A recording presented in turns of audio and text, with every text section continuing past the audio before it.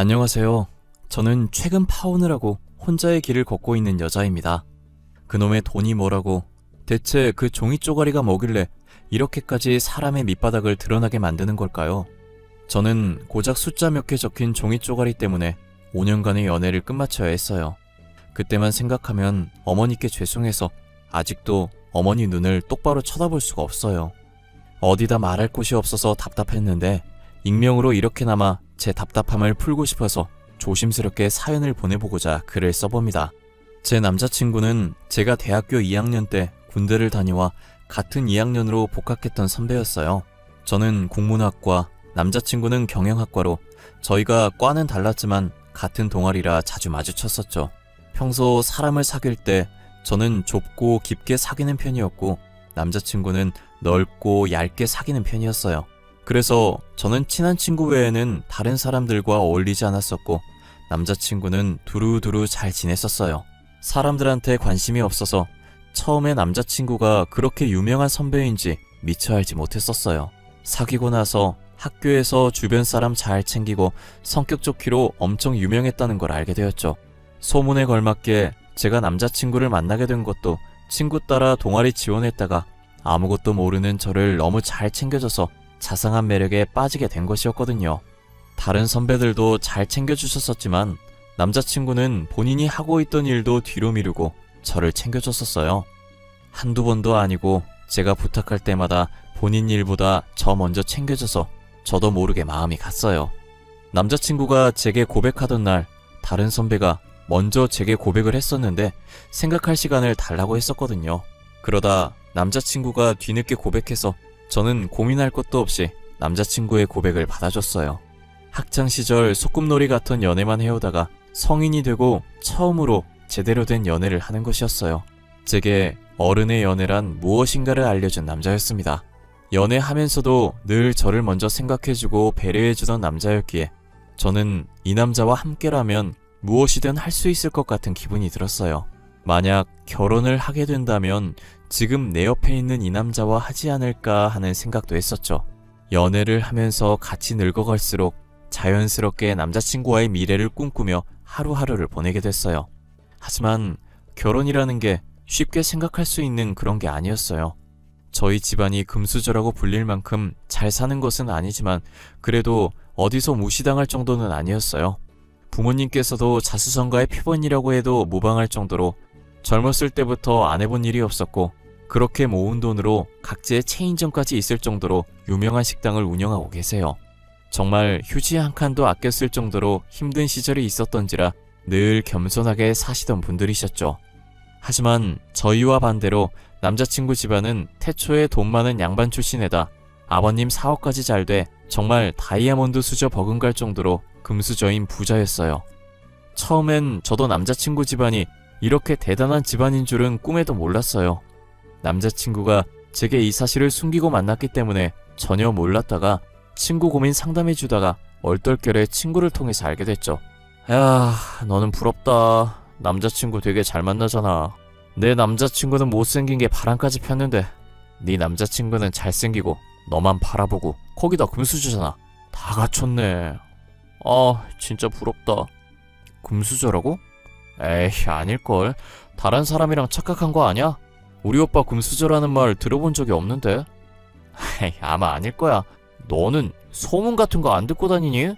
네 오빠 이름만 대도 알만한 기업 대표 아들이잖아. 몰랐어?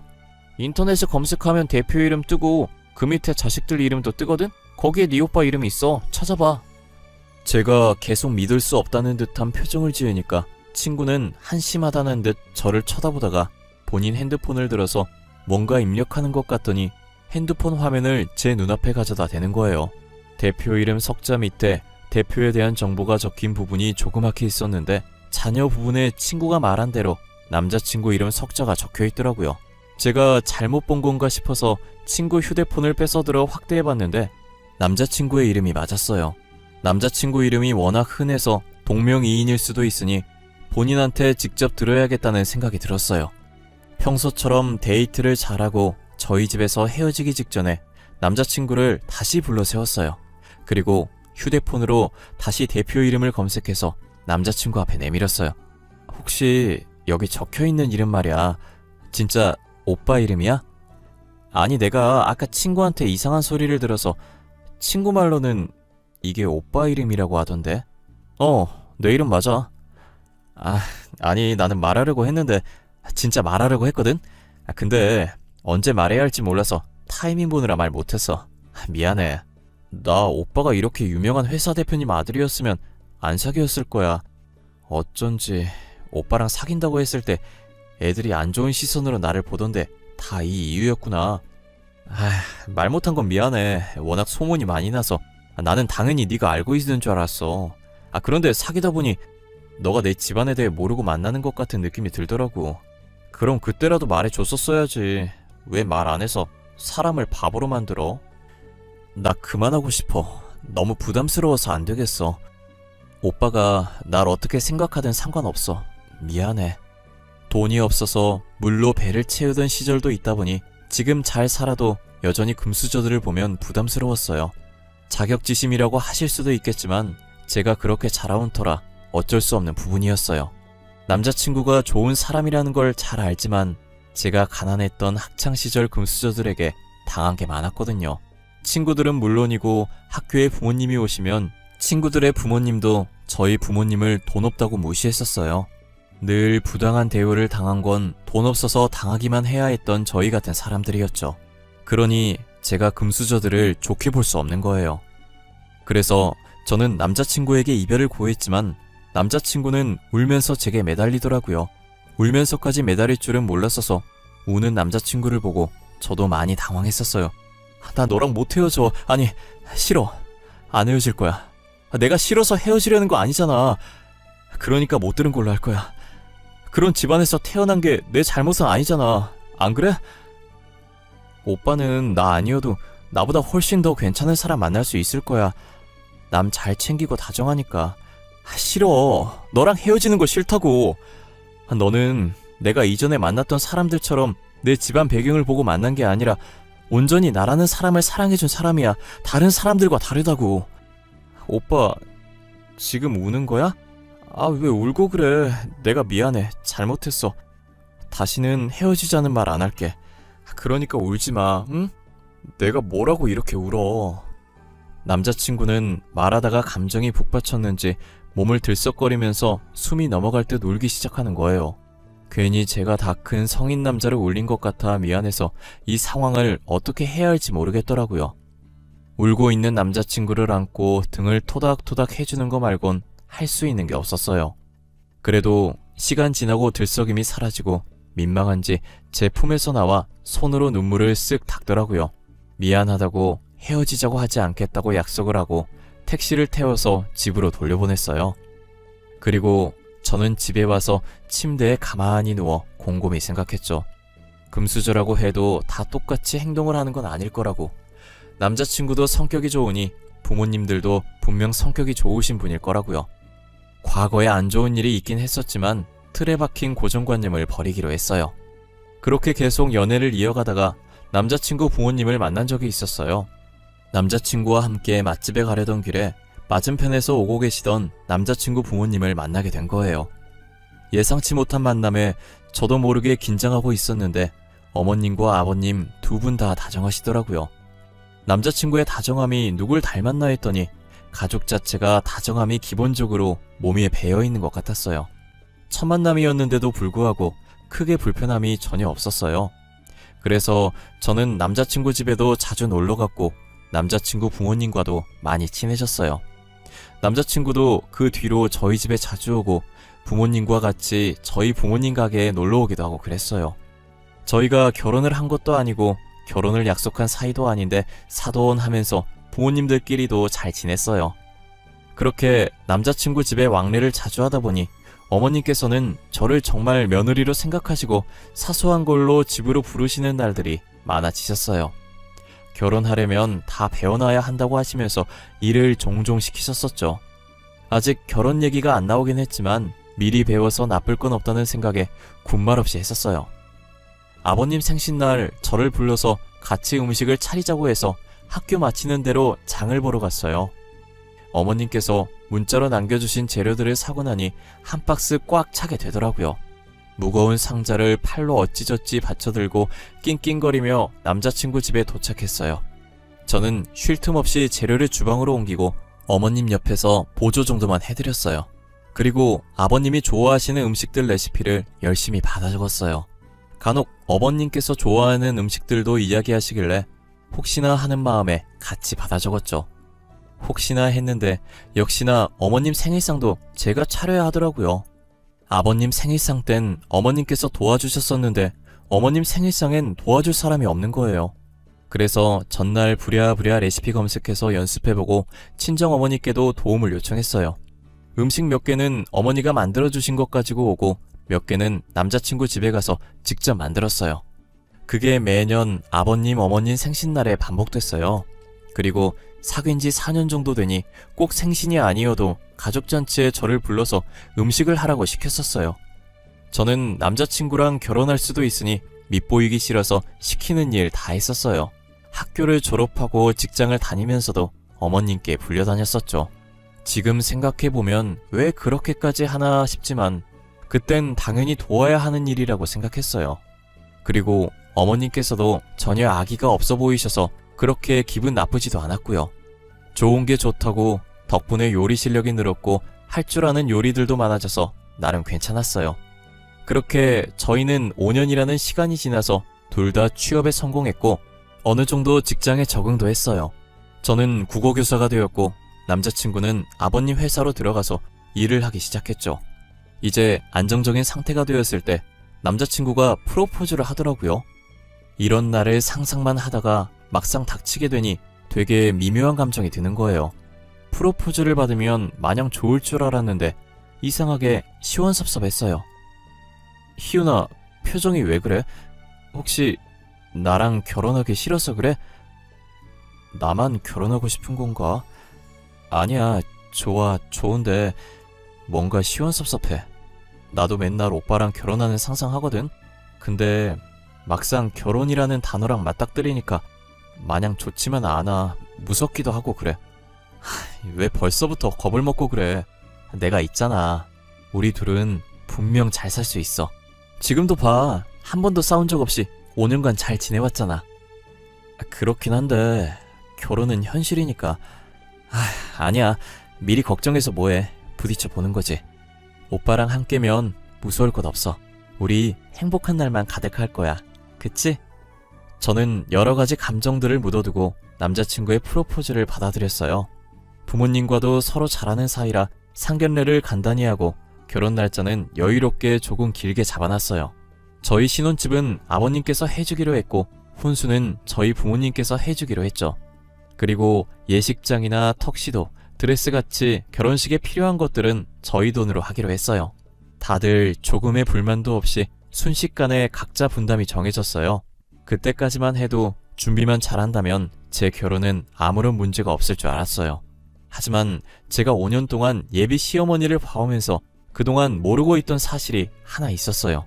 한없이 다정했던 예비 시어머니에게도 단점이 있었는데 그건 바로 돈에 대한 자부심이었어요.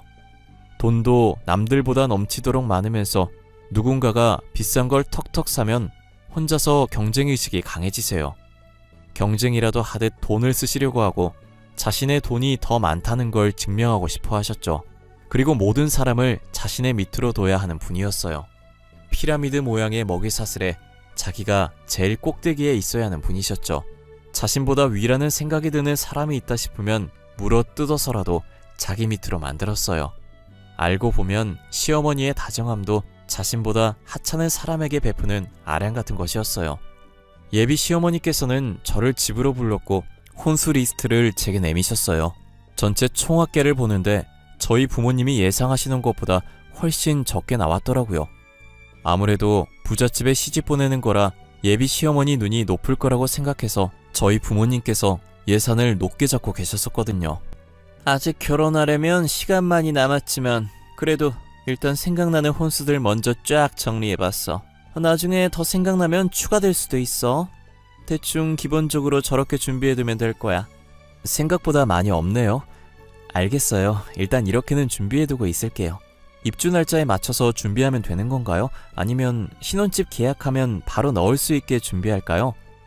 그건 너희가 편한 대로 하면 될 것 같구나. 집 계약하면 결혼식 전에 먼저 살고 있어도 되고 아무래도 먼저 살아봐야 서로 어떤 성향인지 잘 알지 않겠니? 어머님 말씀도 맞는 말인 것 같아요. 그럼 집 계약하는 대로 혼수 드리는 걸로 할게요. 저는 흔쾌히 예비 시어머니께서 주신 혼수 리스트대로 준비하겠다고 했어요. 친정 부모님께도 리스트를 보여드리니 생각했던 것보다 훨씬 작게 나왔다고 의아해 하시더라고요. 생각나는 것만 일단 정리한 거라고 아직 살 게 더 있을 수도 있다고 했어요. 아직은 예산에 여유가 있어서 그런지 부모님도 별말 없이 리스트를 보면서 고개를 끄덕이셨어요. 며칠 뒤 예비 시어머니는 혼수 추가된 게 있다고 다시 집으로 부르셨어요. 저는 추가된 리스트를 찬찬히 보는데 아직까지도 예산보다 넉넉한 가격이더라고요. 그런데 요즘 전자레인지 오븐 겸용으로 나온 제품들이 많은데 굳이 따로 사라고 되어 있는 거예요. 어머님, 요즘 전자레인지랑 오븐 겸용으로 나온 제품 많아요. 그거 하나 사는 게 더 이득이지 않아요? 공간 차지도 덜 할 것 같고요. 전자레인지, 오븐 각각 본연의 기능을 써야지. 겸용으로 쓰면 안 되는 기능이 분명히 있을 거야. 그냥 따로 사는 게 더 나아. 아, 그래요? 근데 저희 오븐 잘 안 쓸 것 같은데 저희 집도 오븐을 안 써서 없거든요. 우리 아들은 오븐으로 이것저것 간식거리 잘 만들어 먹어. 봐봐, 우리 집에도 저기 오븐 있잖아. 저것도 우리 아들밖에 안 쓰거든. 아, 그렇구나. 알겠어요. 이것들만 더 추가하면 되는 거죠. 그럼 저희가 준비할 혼수는 이게 끝이에요?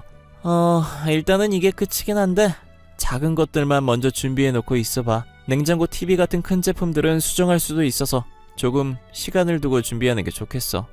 저는 알겠다고 하고 추가된 리스트를 친정 부모님께 전달해드렸어요. 예비 시어머니께서 말씀하신 대로 작은 제품들만 먼저 준비해달라는 말도 같이 전했죠. 제가 어떤 혼수든 척척 해오겠다고 하니 예비 시어머니께서 돈부심이 생겼는지 그렇게 몇 번이고 예비 시어머니한테 불려가서 혼수 리스트를 수정해야 했었어요. 냉장고, TV 같은 경우에도 최신 모델이 나올 때마다 계속 수정하시고 당시 제일 비싼 제품들로만 골라서 제게 보내주셨었어요. 뭐랄까, 니네가 언제까지 내 조건을 다 맞춘다고 할 수 있을지 보자, 약간 이런 생각인 것 같았어요.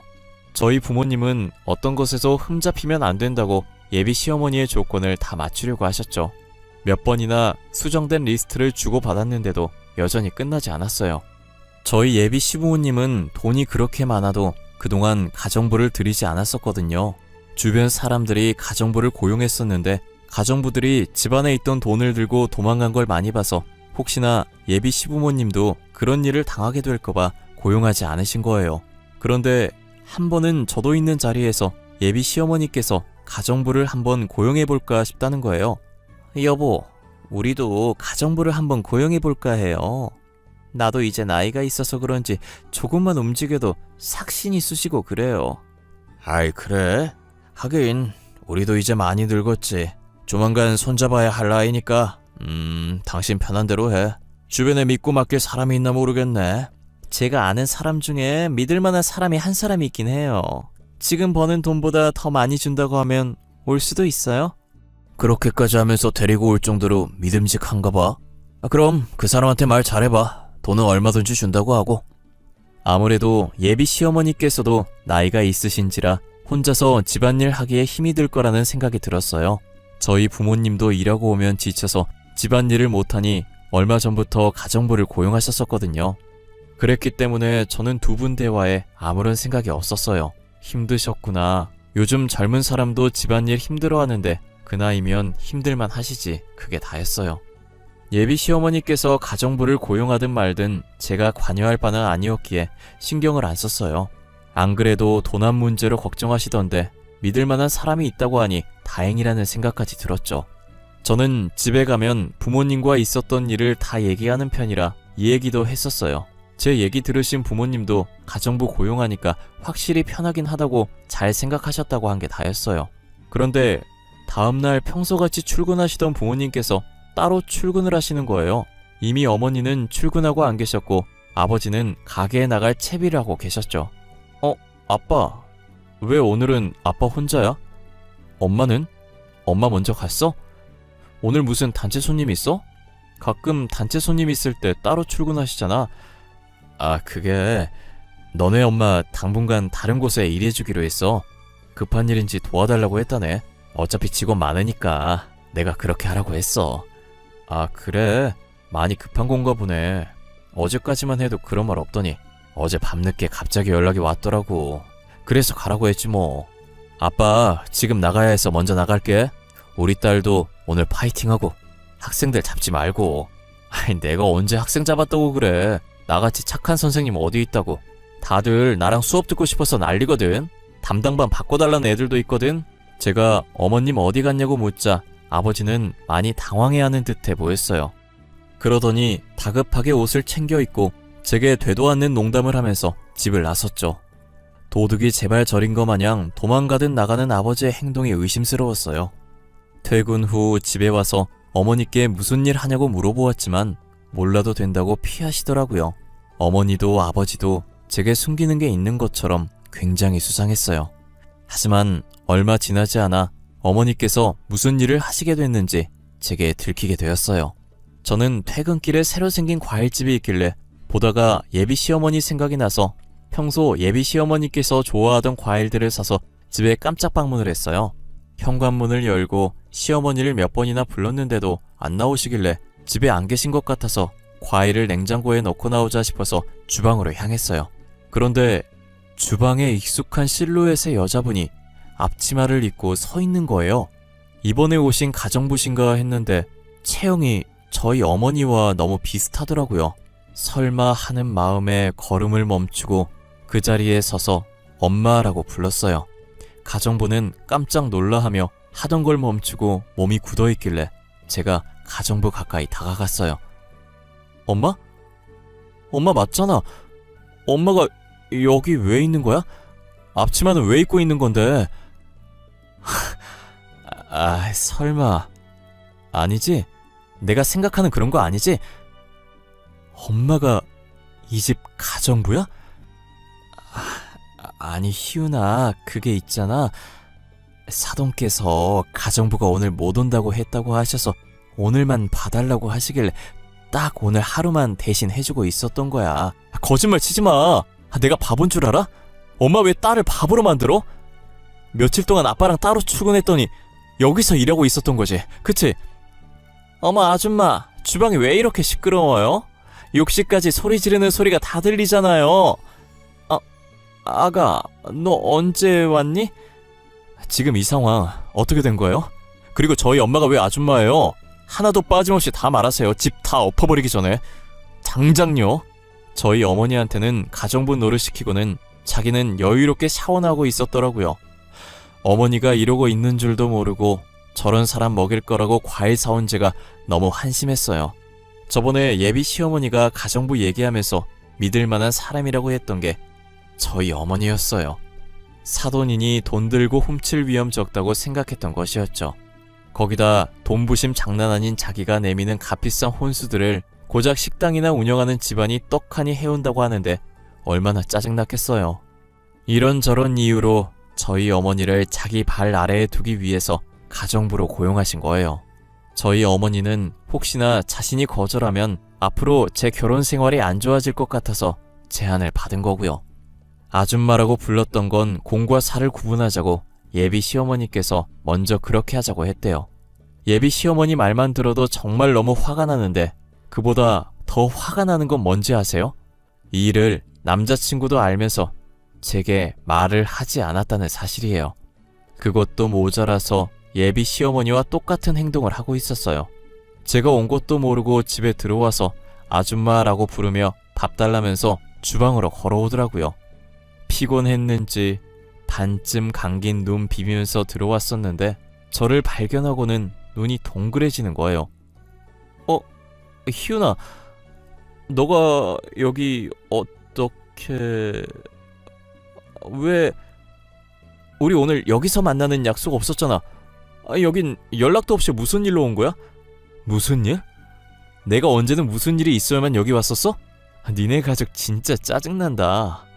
내가 이래서 금수저들을 싫어하는 거야. 돈 많으면 다 되는 줄 알고 이 짓거리나 하고.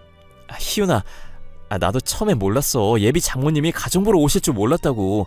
집에 와보니까 예비 장모님이 계셨었고 이미 우리 엄마랑 얘기 다 끝났다고 해서 너랑도 얘기 다 끝난 줄 알았어. 그 입 다물어. 변명 같은 거 듣고 싶지 않으니까. 그리고 네 입에서 구린내 나. 입 닫아. 아줌마 이러고 있네. 진짜 어처구니가 없어서. 엄마, 앞치마 벗어. 집에 가자. 제가 어머니를 데리고 나가려고 하자 예비 시어머니께서 방 안에 들어가더라고요. 그러더니 저희를 따라 나와서 두툼한 돈봉투를 어머니 손에 쥐어주더라고요.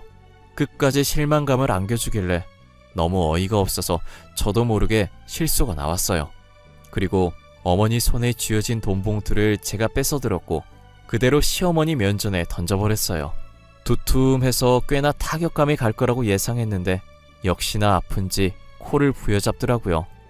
그리고 돈봉투는 터져서 돈들이 땅을 이리저리 뒹굴고 있었어요. 주변에서는 돈을 보고 주우려고 다가왔고 예비 시어머니는 그렇게 돈 많은 척 유세를 떨더니 허겁지겁 떨어진 돈을 주기 바쁘더라고요.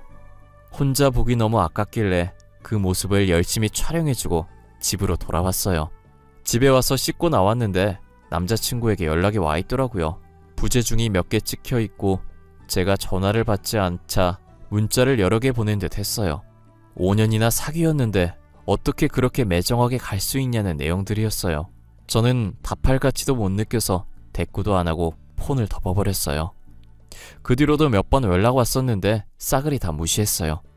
저랑 그렇게 헤어지고 전 남자친구가 부잣집 여자와 선을 본 것 같더라고요. 저는 전 남자친구가 잘 되는 꼴이 보기 싫어서 예비 시아버지 회사 익명 사이트에 그 집안의 본 모습을 익명으로 올렸어요. 저희 어머니 가정부 사건도 제가 다 녹음하고 있었거든요. 그 녹음본이랑 돈 줍는 예비 시어머니 영상까지 다 올렸어요. 당연히 명예훼손으로 고소당할 준비까지 다 하고 올린 글이었어요. 그래도 자식들이 한 짓이 쪽팔린 건 아는지 고소까지는 안 하더라고요. 대신 제가 쓴 글 좀 삭제해달라고 난리였죠. 자기 아들 앞길 망칠 생각이냐며 제 글 때문에 부잣집 여자와 헤어졌다면서요. 저는 여자 앞길 생각해서 적은 것이었는데 헤어졌으면 다행이라고 앞으로 다른 여자들 앞길 생각해서 글은 못 지어주겠다고 하고 끊어버렸네요. 세상은 돈만 있다고 살아갈 수 있는 것이 아닌데 어리석은 사람들이 왜 이렇게 많은지 모르겠어요. 전 남자친구를 만나며 금수저에 대한 제 고정관념을 깨버릴 기회였으나 오히려 더 독이 되어버렸네요. 있는 사람들이 더한다는 말이 딱 전 남자친구 집안을 보고 하는 말 같네요. 저는 돈 많은 사람과 돈 없어도 됨됨이 괜찮은 사람 중에 고르라고 하면 후자를 고를 것 같아요. 돈 없이 착한 사람은 만날 수 있지만 돈 많고 인성 덜 된 사람은 절대 만날 수 없어요. 언제 제가 다시 새 출발을 할 수 있을지는 모르겠지만 만약 새 출발을 하게 된다면 집안에 돈이 있든 없든 사람 됨됨이가 된 집안에 시집가고 싶어요. 제 사연은 이쯤에서 끝마쳐 보려고 합니다. 여러분들도 돈이 다가 아니라는 걸 제 사연을 통해 아셨으면 좋겠어요. 그리고 주변 사람들에게 자신이 어떻게 행동하고 있는지 돌아보는 시간이 됐으면 합니다. 지금까지 제 이야기 들어주셔서 감사하고 늘 건강하시길 바랄게요. 감사합니다.